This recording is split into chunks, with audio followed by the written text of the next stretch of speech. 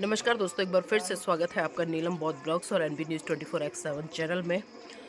और आप मेरे पीछे देखिए, मेरे पीछे ये ऊंची ऊंची पहाड़ों की चोटियां देखकर शायद आप अनुमान लगा रहे होंगे कि मैं हिल स्टेशन पर हूं, और आपका अनुमान बिल्कुल सही है।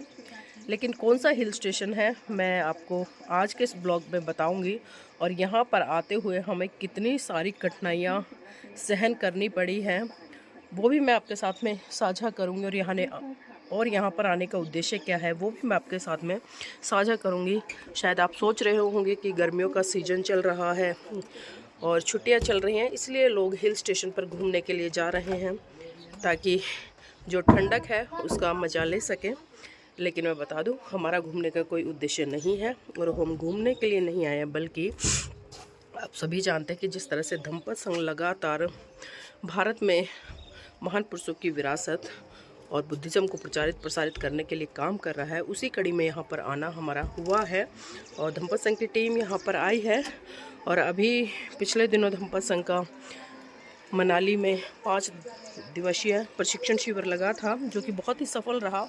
और उसके बाद सीधा हम मनाली से निकले, और मनाली से निकल कर हम रामपुरा होते हुए उससे आगे गांव है, यानी कि शिमला से भी लगभग 125 किलोमीटर आगे हम आए हैं। और बिल्कुल हम टॉप पर हैं पहाड़ों के और बहुत ख़तरनाक ये रास्ता था। हम कल रात को जिस तरह से चले, मैं आपको बता दूं कि मतलब 100 किलोमीटर रास्ता भी तय करने में कम से कम हमें 4-5 घंटे लग रहे थे।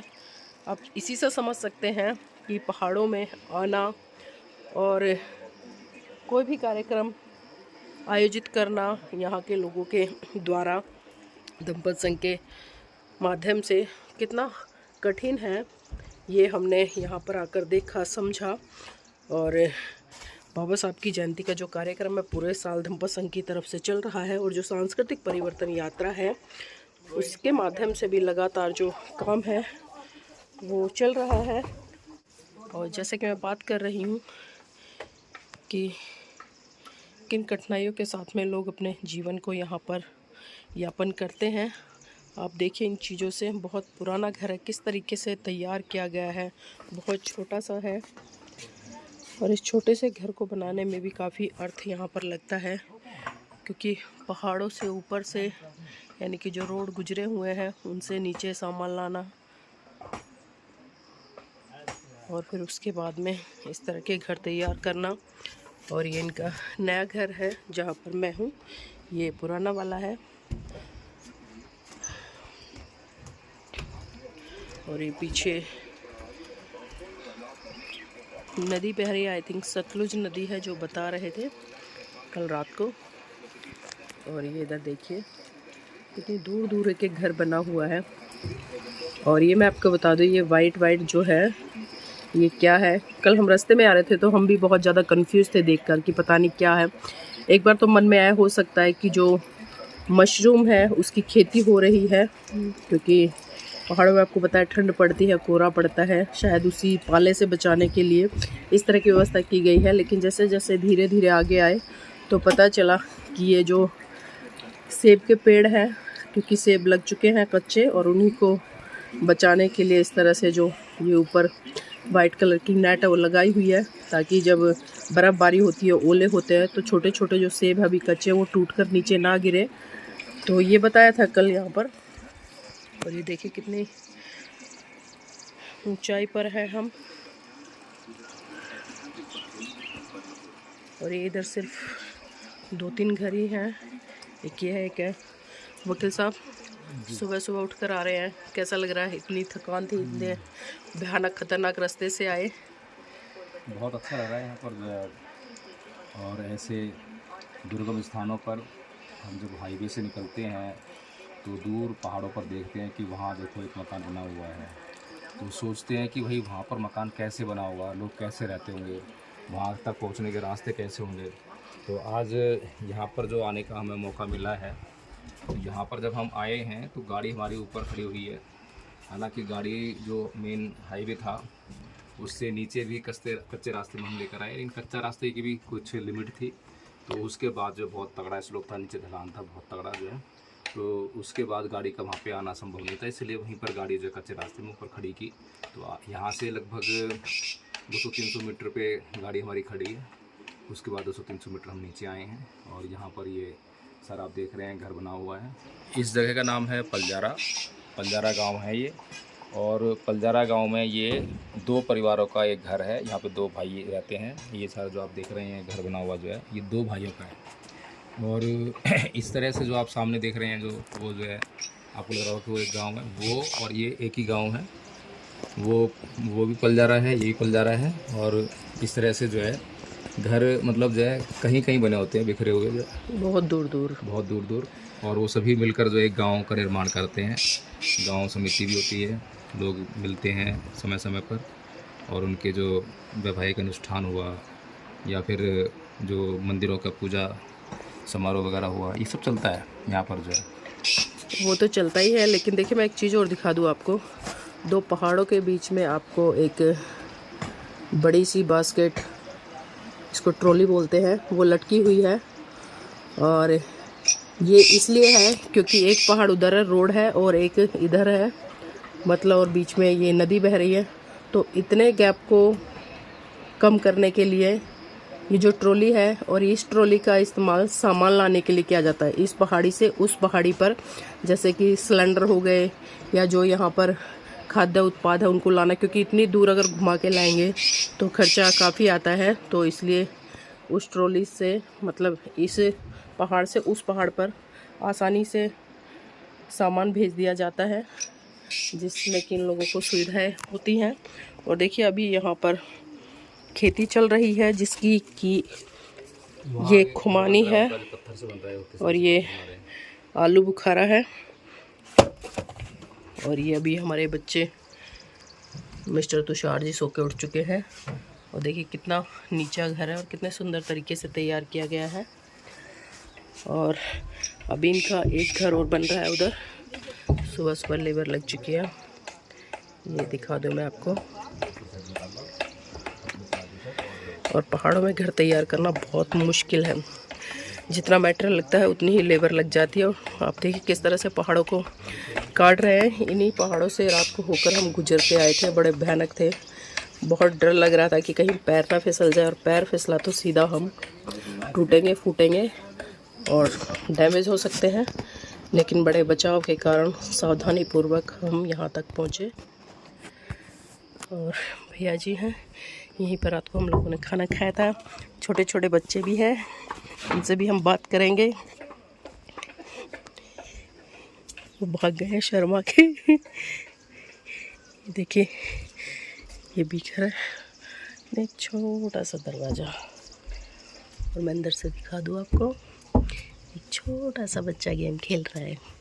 चलिए हम उनसे बात करते हैं। हेलो, गुड मॉर्निंग, से गुड मॉर्निंग। क्या कर रहे हो, क्या कर रहे हो? नाम क्या है आपका? नाम बताइए। अभी बोल नहीं सकते, बोलो मैं बहुत छोटा हूँ। हो, इतनी जल्दी उठ गए, नींद नहीं आई आपको? लाओ फ़ोन दे दो। देखो फ़ोन नहीं छोड़ना है।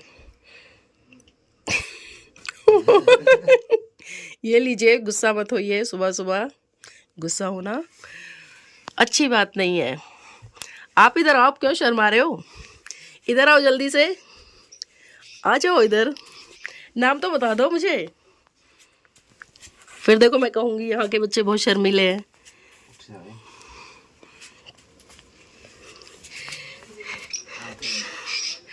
तो बच्चे शर्माते भी हैं जैसा मैंने बताया। और इधर भी रूम है, रात को लोग सोए थे, क्योंकि और लोग भी आए हैं दिल्ली से, यहाँ पर कुछ मेरठ से आए हुए हैं।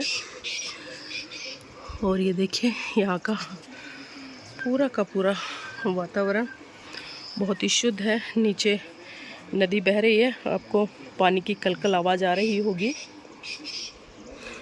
और देखिए यहाँ पर फ्रूट इस तरह से गिरे होते हैं, कोई कहीं पड़ा है कोई कहीं पड़ा है। और यही फ्रूट दिल्ली में 100, 150, 200 रुपये किलो तक मिलते हैं। चलिए मैं आगे लेकर चलती हूँ। और इधर बता रहे थे मधुमक्खी पालन है, वो भी किया गया है। ये बंद है फिलहाल अभी, और देखिए निकल रही होंगी। मैं हट जाती हूँ, कभी काट ना ले मुझे। और ये इधर इनके एप्पल के पेड़ हैं, सेब लगे हुए हैं छोटे छोटे।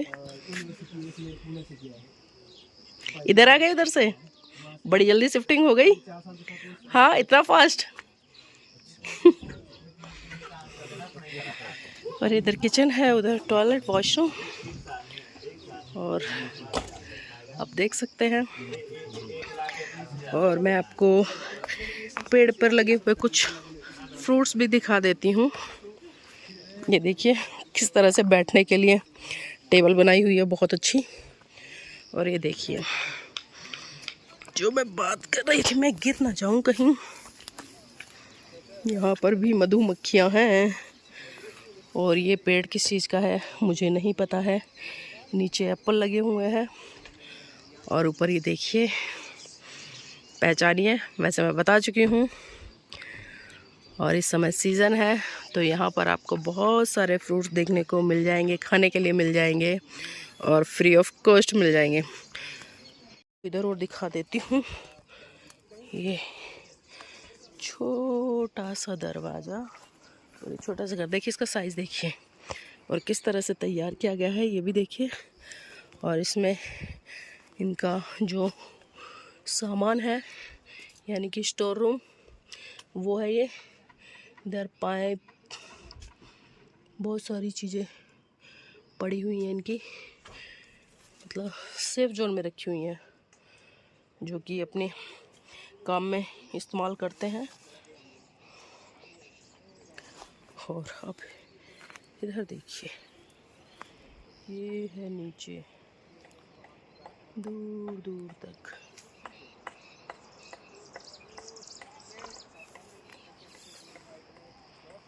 ये पुराना घर है और ऊपर दूसरा घर है और अभी नया घर उधर बन रहा है।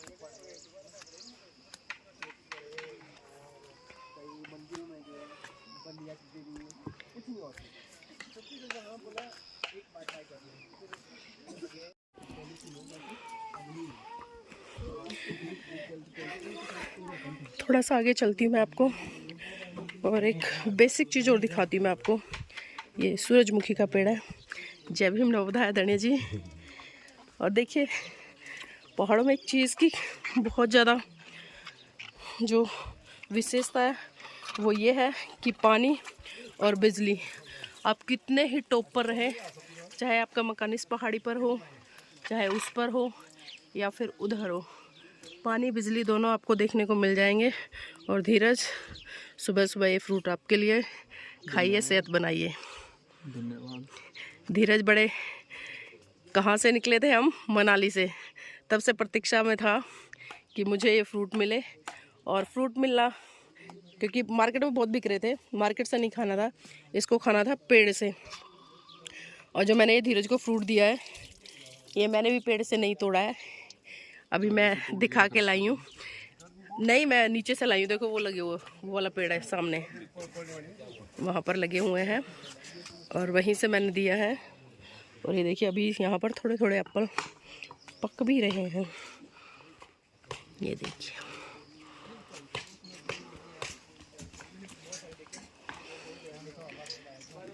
और ये पत्थरों से बना रहे हैं, ईंट का इस्तेमाल बिल्कुल भी नहीं है, पत्थर है। और एक चीज़ और देखिए, इनमें मसाला नहीं लग रहा बिल्कुल भी, मसाले का कोई काम नहीं है, ना ही वो गारा बोलते हैं जो, यानी कि मिट्टी से कोई काम नहीं है उसका। पूरा का पूरा ये घर मतलब विदाउट सीमेंट, विदाउट मसाला, कोई भी बदरपुर, ईंट, रोड़ी, बजरी कुछ नहीं है, सीमेंट सिर्फ खाली पत्थर पत्थर। और इसको इस तरह से तैयार कर देंगे कटिंग करके कि इसको बड़े से बड़ा भूकंप भी नहीं हिला पाएगा। तो ये भी एक तरह से कारीगरी है। तो साथियों अभी इस ब्लॉग को मैं यहीं ख़त्म करूँगी। और तो साथियों मैं चाहूँगी आप इस वीडियो को लाइक करें, शेयर करें और कमेंट करके अपनी प्रतिक्रिया ज़रूर दीजिए। ये वीडियो आपको कैसी लगी, यहाँ का रहन सहन, यहाँ का खान पान। और रात को हम आए थे, हमें मटर पनीर की सब्ज़ी, चावल, चपाती, सलाद ये मिला था। और यहाँ बहुत दूर दूर पर दुकान है, तो यहाँ पर लोग सामान है जो इकट्ठा ले आते हैं। और ये देखिए लकड़ किस तरह से काटे हुए हैं। चूल्हा गैस दोनों पे काम होता है। और फ़िलहाल मुझे तो थोड़ा सा तबीयत ख़राब लग रही है अपनी, क्योंकि खांसी हो गई है मुझे और जुकाम भी है, क्योंकि कल जिस तरह से ठंडी हवा चल रही थी और बहुत ज़्यादा हरेसमेंट हुआ है, उसी का एक कारण